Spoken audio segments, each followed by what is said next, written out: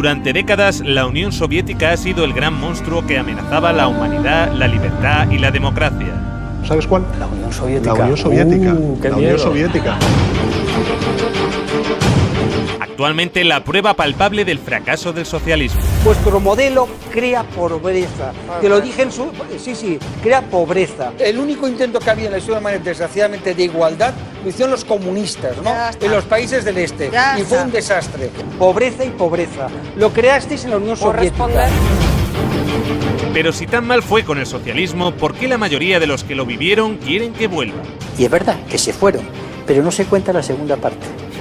La segunda parte, que en la Alemania del Este, en el Berlín actual, siguen votando a los antiguos comunistas.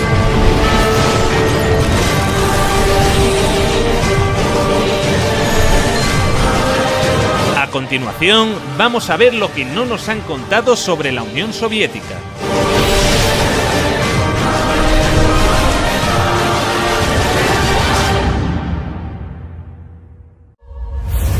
Esta es la evolución del PIB ruso en los últimos años del régimen zarista, prácticamente estancado hasta que se produce el origen de la Unión Soviética. Lo primero que harán será una reforma agraria que otorga a los campesinos propiedad sobre la tierra. Luego, los primeros años de socialismo, como consecuencia de la Primera Guerra Mundial y la Guerra Civil, fueron complicados. En 1921 se creará el Gosplan, el Centro de Planificación. Será un primer plan basado en la electrificación del país, necesario para desarrollar toda una serie de infraestructuras en un país en el que casi no había nada. Esto es lo que sucede con el PIB soviético cuando se inicia el Gosplan. Lo que muestra que la manera en la que los soviéticos habían organizado la economía no era un fracaso para nada. Hasta 1970, el crecimiento era alto. A partir de entonces, entre 1970 y 1980, el crecimiento era menor. Y el crecimiento del bloque blanco algo mayor. Los mecanismos de bloqueo aparecen en esa época. La única caída significativa fue durante la Segunda Guerra Mundial. Una guerra que, a diferencia de lo que nos vende Hollywood, fue ganada a los nazis gracias a la Unión Soviética.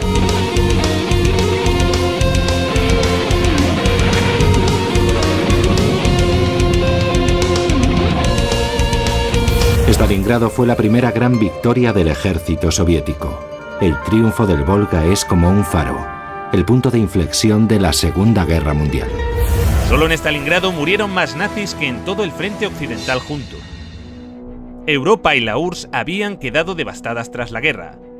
Elaboraron lo que más tarde se convertiría en el Programa de Recuperación Europea, que lograría levantar nuevamente a la Europa occidental. Europa necesitó que los Estados Unidos inyectaran cantidades ingentes de dinero para relanzar su economía. La Unión Soviética no. La URSS se desarrollaba más rápido que los países avanzados. No muchos países lograron cifras de desarrollo igual de rápidas. Algunos países de Asia del Este, tras la Segunda Guerra Mundial, lograron altos niveles de desarrollo, pero en la época era inigualable.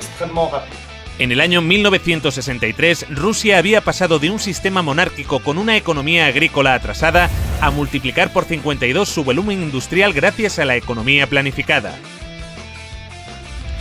La primera vez en la historia que un país alcanza tales cotas de desarrollo sin esclavizar o robar los recursos naturales de países subdesarrollados como hace Occidente.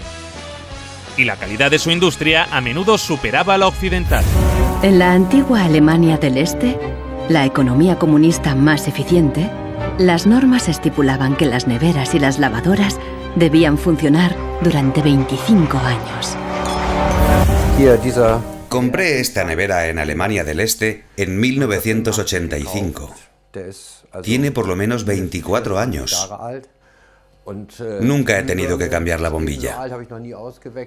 Tiene casi 25 años. En 1981, una fábrica de Berlín Este empezó a producir una bombilla de larga duración. Los responsables de la fábrica presentaron la nueva bombilla en una feria internacional, en busca de compradores occidentales. Cuando los fabricantes de Alemania del Este presentaron estas bombillas de larga vida en la Feria de Hannover de 1981, sus colegas del oeste dijeron: «Os quedaréis sin trabajo».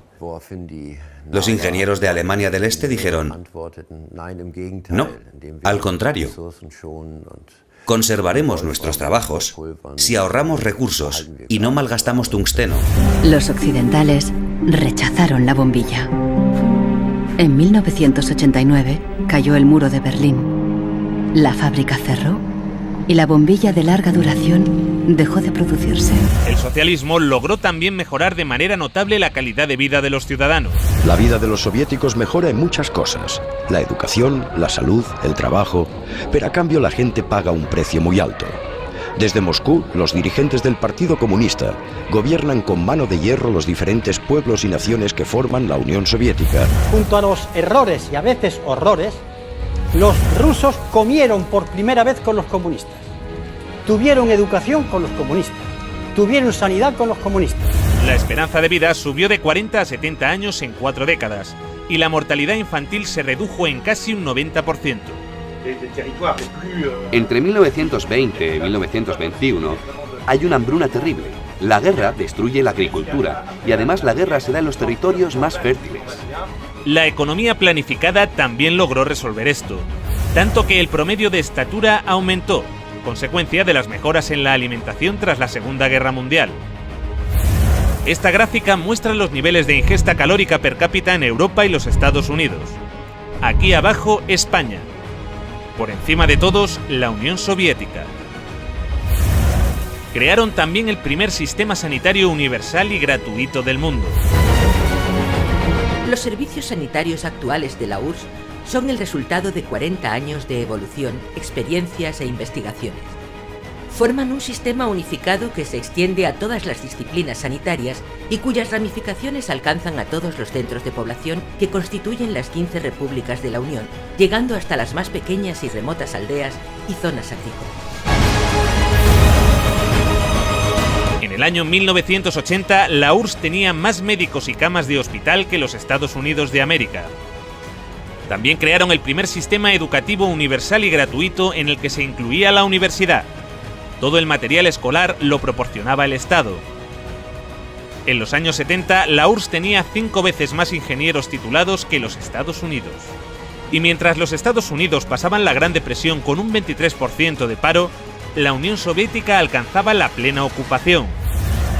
Sus oficinas de desempleo permanecieron cerradas hasta el año 88. Y las condiciones laborales no estaban nada mal. Con la Constitución Soviética de 1936 se estableció la jornada laboral de 7 horas, pudiendo verse reducida a 6 o incluso a 4 para las profesiones más duras. La jubilación era a los 60. Para los trabajos más duros podía llegar a adelantarse a los 50. Solo hacían falta 20 años cotizados para cobrar la pensión completa. Los sueldos se cobraban al 100% durante las bajas por enfermedad, y también tenías derecho a bajas si tus hijos se ponían enfermos. La baja por maternidad duraba 1 año.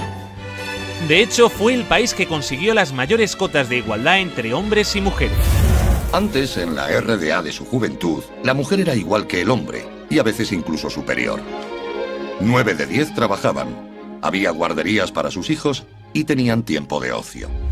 Este sistema de seguridad social serviría de inspiración a la socialdemocracia occidental, que llevaría a los Estados Unidos y a Europa a su mejor época de la historia en bienestar y derechos. Entre esos derechos están el acceso a un trabajo útil y remunerado, el derecho a unos ingresos suficientes para proveer de una adecuada alimentación, vestuario y esparcimiento, el derecho de cada familia a un hogar decente, el derecho a una cobertura médica adecuada y la posibilidad de tener buena salud y gozar de ella, el derecho a una adecuada protección ante los temores económicos vinculados con la vejez, la enfermedad, los accidentes o el desempleo. El derecho a una buena educación. Luego llegaron los liberales y empezaron a joderlo todo, pero esto es otra historia. Para el resto del mundo, el aporte científico de la Unión Soviética, incluso en economía, aunque no sea totalmente científica, es notable incluso para Europa. El virólogo soviético Viktor Sanov presentó su plan para erradicar la viruela ante la Organización Mundial de la Salud.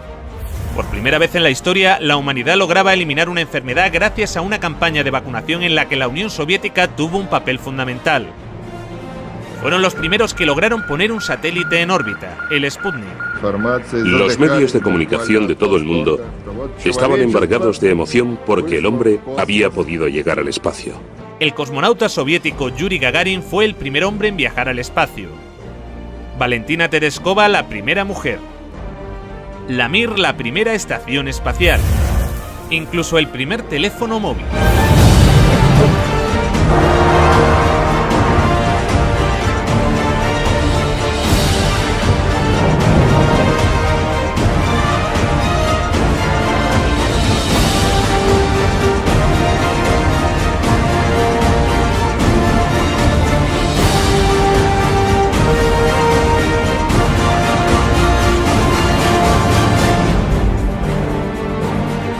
El acceso a los coches era difícil, pero el transporte público era gratuito y amplio. La red ferroviaria llegó a ser de las más grandes y desarrolladas del mundo. Nos enfrentamos al recorrido ferroviario más largo del mundo, el Transiberiano. Una sociedad que había logrado garantizar a todos los ciudadanos los bienes de primera necesidad. La vivienda, el agua, la luz o la calefacción no suponían más de un 30% del salario de un trabajador.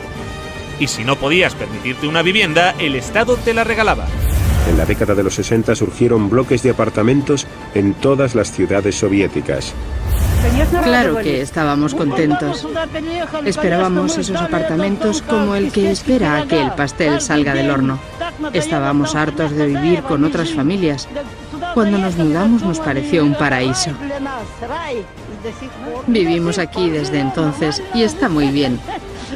En Occidente, el socialismo causaba un enorme rechazo, entre otras cosas porque al no emitir casi deuda externa, los acreedores del FMI perdían una gran oportunidad de beneficiarse de la riqueza soviética.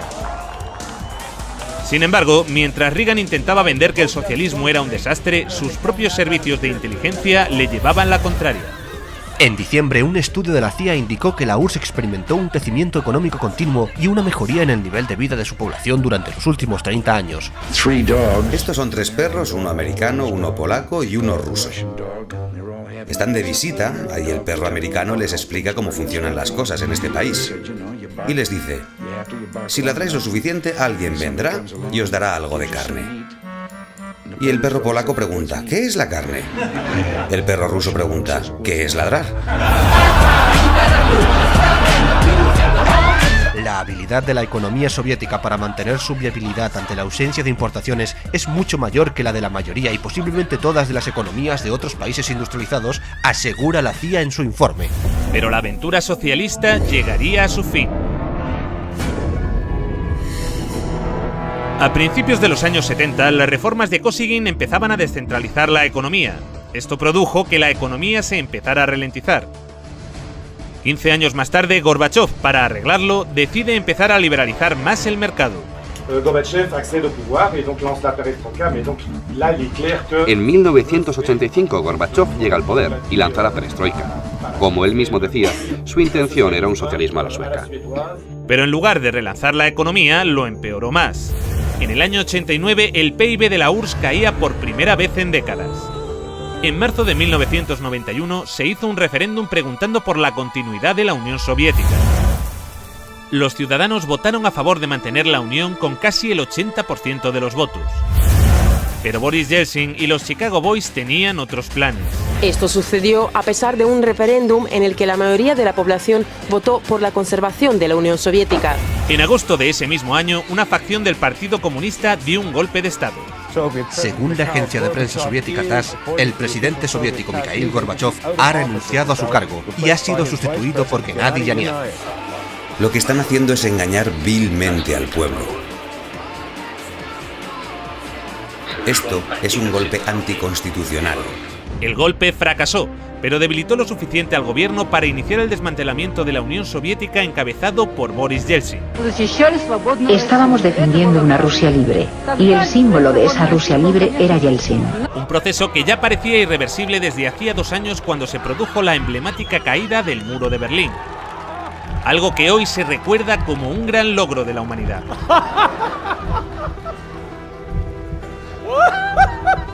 Aunque poco se habló de lo que sucedió después. El libre mercado llegó a Rusia y con él el caos. Se vendieron empresas estatales a precio de saldo. Gracias a la terapia de shock de Yeltsin, en 1992 los rusos consumían un 40% menos que en 1991.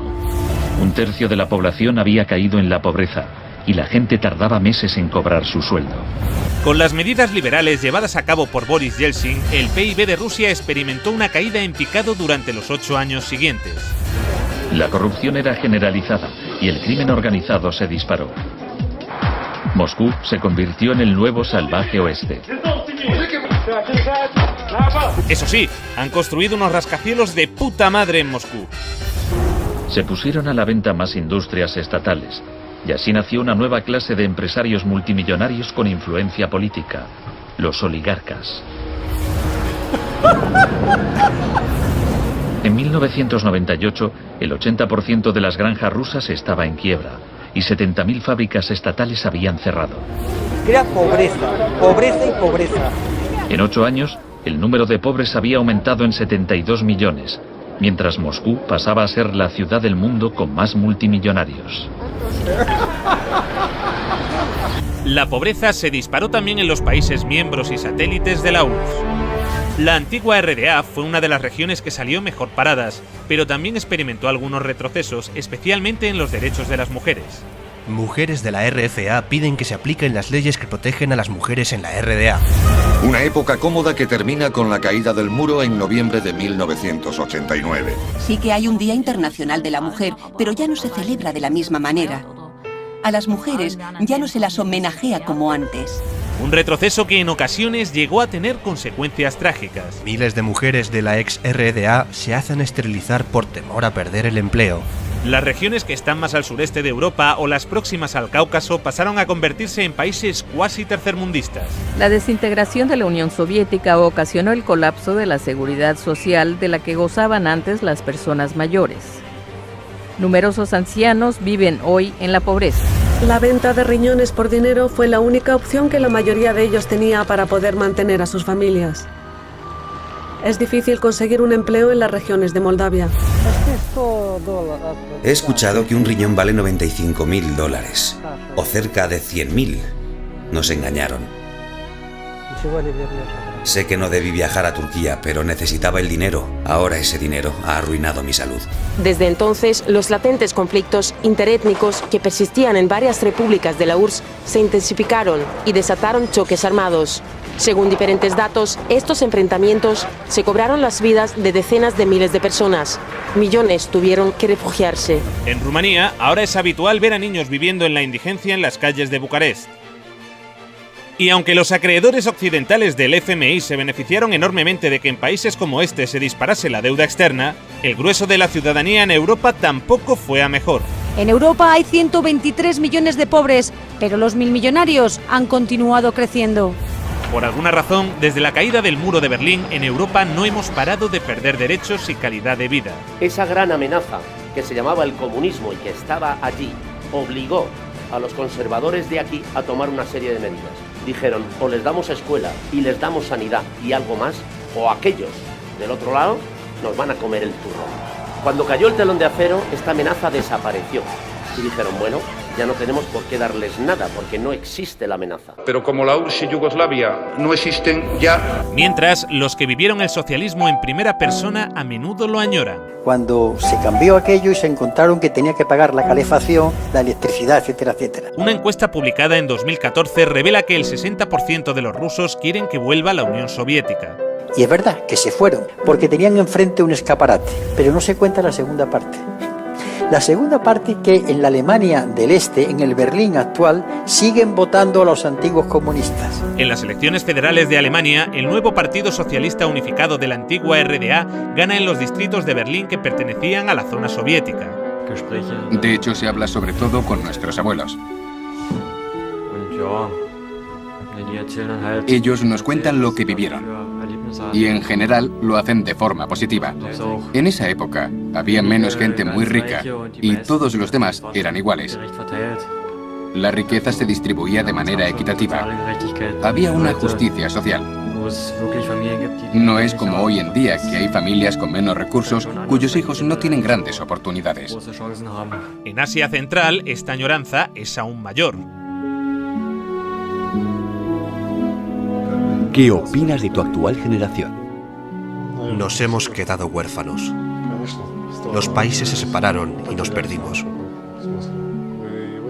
Quizá en 20 años hayan desaparecido. Creo que las cosas iban mejor antes, en la Unión Soviética. En el mejor de los casos, solo unos 600 aldeanos aún viven aquí. Pero cuando Kirguistán formaba parte de la Unión Soviética, la gente de todas partes de la República deseaba venir a este lugar. Todo funcionaba, las fábricas, las plantas. Las personas vivían de manera igualitaria. Al comparar, yo elegiría el estado en el que vivía cuando tenía 7 años. Con la llegada de Putin al poder, la economía empezó a recuperarse. Se redujo la pobreza y la criminalidad. Pero los niveles de bienestar jamás regresaron. La desigualdad sigue en los niveles de la época de Yeltsin. La tasa de mortalidad en Rusia aún está muy por encima de los niveles de la era soviética. Y esto es en parte debido al deterioro del sistema sanitario, que ahora es de pago. No tuve que pagar por la escuela y la universidad, pero recibíamos una buena educación. Nos curaban de forma gratuita. En julio de 2010 murió de cáncer, mi prima. No pudo encontrar 30.000 rublos para una operación. Estuvo acostada varios meses. Las dolorosas inyecciones también las tuvo que pagar. De manera que sí, todo un logro la caída del comunismo. Un logro de la hostia. En el próximo episodio... Pablo Iglesias y Eduardo Inda revelan nuevos e inquietantes datos sobre la figura de Stalin. Sin interrumpir, Pantuflo, sin interrumpir. Vamos a dejarlo de Pantuflo. Eso es una táctica estalinista. Vamos, por favor, a mantener el respeto. Adelante, Pablo, por favor, luego Eduardo. Pido perdón por utilizar una táctica estalinista. Como todo el mundo sabe, Stalin recomendó llamar Pantuflo a los interlocutores. Y cuando estéis en Stalingrado, luchando contra las tropas nazis, recordad esto. Tenéis que llamarlos a todos Pantuflo.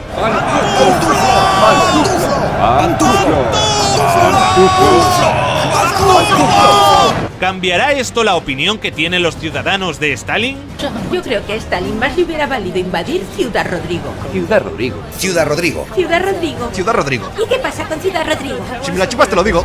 Crea pobreza, pobreza y pobreza. No hay que olvidar que según el país que promueve golpes de Estado en América Latina y que financia y arma a yihadistas en Oriente Próximo, la URSS no era una democracia. Así que suscríbete.